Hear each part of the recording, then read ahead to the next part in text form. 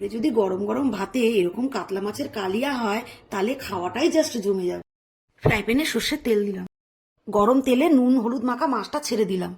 মাছটা লাল ভাজা হয়ে গেলে তুলে নেব। ওই গরম তেলে তেজপাতা, গোটা গরম মশলা, কুচনো পেঁয়াজ দিয়ে নাড়াচাড়া করে নিলাম।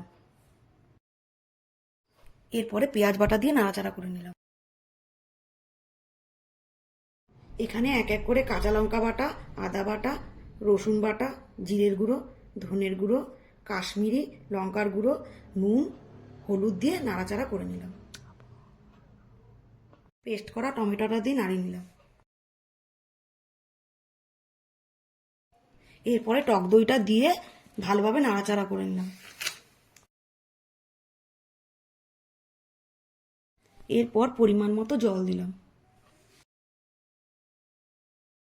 এরপরে ফুটে উঠলে মাছটা দিয়ে নাড়াচাড়া করে নিলাম।